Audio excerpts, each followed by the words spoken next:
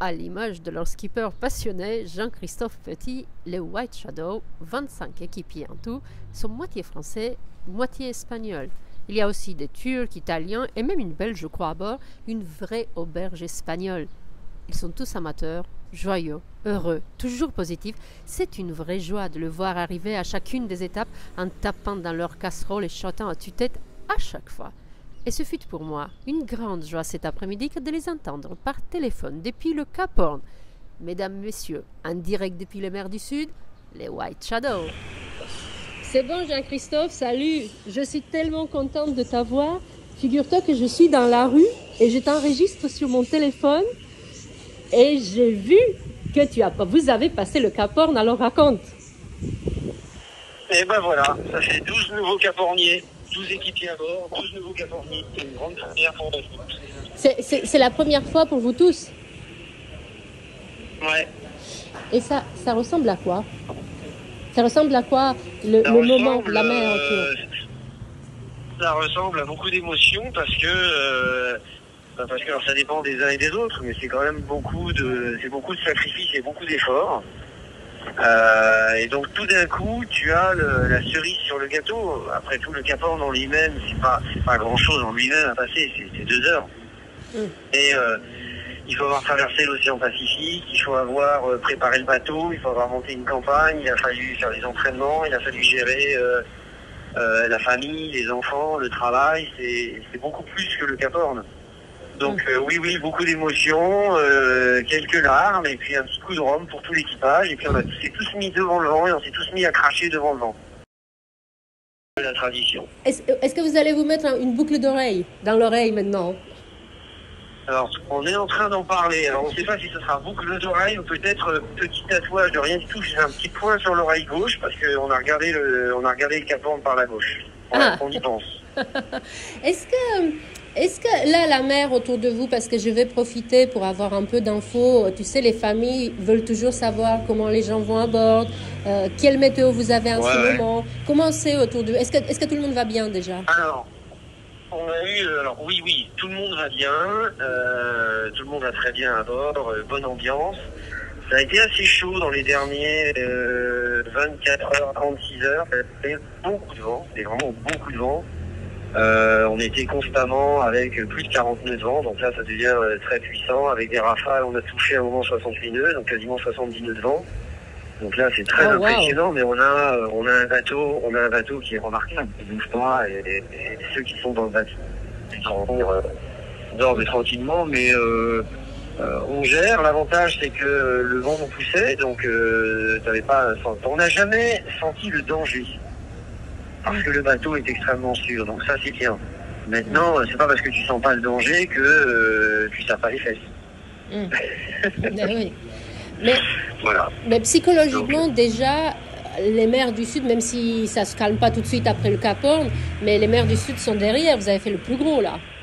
Oui, psychologiquement, c'est tout d'un coup, on ressent là, tu sais, quand tu mets le bateau et que tu regardes le nouveau cap, et là ça y est, donc on est en train de remonter tout doucement vers le nord, mais on remonte vers le nord, et là tu te dis, c'est la première fois depuis 4 mois, 5 mois, depuis qu'on est parti de Southampton. Depuis qu'on est parti de Southampton, on a toujours descendu au sud, puis à Cape Town, on est descendu au sud jusqu'à la Nouvelle-Zélande, puis de la Nouvelle-Zélande, descendu au sud jusqu'au 56e, le Cap Horn. Et là, effectivement, on remonte vers le nord, on a l'impression de rentrer à la maison, et puis on se dit, ouais, l'Atlantique, c'est chez nous, quoi. Alors on sait, il reste encore beaucoup de routes, mais oui, il y a un gros soulagement d'une certaine façon. On sent que le plus dur est fait.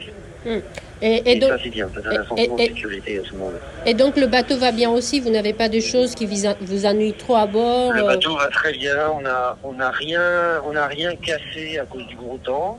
On a perdu un sac de voile, tu vois, voilà, c'est des petites choses de rien du tout, mais le bateau va bien. On a eu des problèmes dès le début, un problème d'énergie avec la fabrication d'eau, donc c'est ce que j'ai expliqué dans un autre appel. On a eu un bricolage de génie, on a utilisé une pompe extérieure qui envoie à force de l'eau dans le moteur pour pouvoir refroidir, et finalement, ce bricolage fait qu'on fabrique notre eau. Donc tout va très bien, et puis ça tient comme ça depuis 4 semaines déjà, et puis voilà, donc il reste pas beaucoup, hein. Il reste même pas une dizaine de jours pour aller jusqu'à Punta. Exactement. Et puis on sait qu'a priori on aura des... Pardon? Ben, exactement, c'est 9 à 10 jours, et puis la météo, elle a l'air... Enfin, j'ai pas le droit de vous le dire, je crois. Et puis surtout, on anticipe surtout beaucoup de retirer les couches parce que c'est quand même très froid. Hein. Il a fait très très froid. Là, je suis en train de te parler, j'ai quand même 3 couches et tous les autres sont dans des cirés sous la pluie. Hein. C'est quand même... c'est pas des régions où tu vas passer, tu vas te faire bronzer comme tu es en train de le faire, tu vois, sur la plage, tranquillement, peut-être de la crème solaire. Hein. Écoute, moi je suis à Punta del Este, dis à ton équipage qu'ici il fait super beau. Pas trop chaud, juste comme il faut, 26 degrés. Donc vous allez en profiter. Oh, c'est génial. Et dis-moi, parce que on va accélérer pour venir te rejoindre. Je veux pas trop parler pour pas vous faire dépenser trop d'argent. Dis-moi juste, est-ce que vous arrivez à avoir de la météo et d'où en ce moment? Oui, alors jusqu'à maintenant, on avait ce truc incroyable qui s'appelle Passage Guardian, qui est un mec d'Australie ou de Nouvelle-Zélande qui donne de la météo à tous les bateaux. Donc on a eu une bonne météo avec de la BLU. Et puis nous, on a un système qu'on a monté depuis assez longtemps avec un relais à terre, comme certains bateaux le font. Je sais que Tapio le fait, je sais que l'Esprit d'équipe le fait aussi. Et on utilise des radios amateurs. Donc on a un radio amateur en Argentine qui relaie notre tête de pont en Catalogne et qui nous lit les bulletins de la WMO tous les jours. Donc on a un appel tous les jours et on arrive, oui, on est une très meilleure couverture sur le Pacifique que dans l'Indien. On a toujours eu de la météo à 24 heures, 36 heures. Donc ça, c'est plutôt bien aussi. Bon, bah écoute, c'est... Et maintenant, on reçoit les weatherfacts de la chilienne, donc ça devrait tenir, je pense. Et nous, météo aussi. Ça, c'est bien aussi. Donc ça fait beaucoup d'éléments de sécurité, hein, quand même. Bah écoute, c'est génial et vous faites une course géniale depuis le début, depuis le départ de Nouvelle-Zélande. Tu as vu ce qui s'est passé avec Translated? Tu as eu les infos? Avec qui, pardon? Translated, est-ce que c'est arrivé l'info jusqu'à vous? Non, qu'est-ce qui lui est arrivé à Translated? En fait, ils ont un souci de coque et ils se dirigent, je pense que j'ai le droit de le dire parce que c'est officiel maintenant, ils se dirigent depuis ce matin vers les îles Malouines pour essayer de réparer.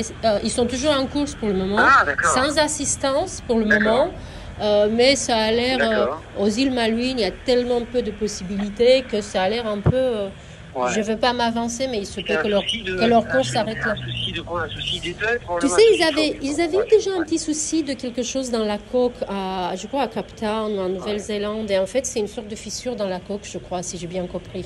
C'est un truc qui est un peu inquiétant, donc ils ne peuvent pas continuer comme ça. Et là, ils se dirigent depuis ce matin vers les îles Malouines, où ils doivent arriver, je pense, demain. Alors tu sais, dans ce genre de situation, c'est toujours un peu difficile. Hein. C'est un peu comme quand tu es chef d'entreprise et qu'une femme te dit qu'elle est enceinte.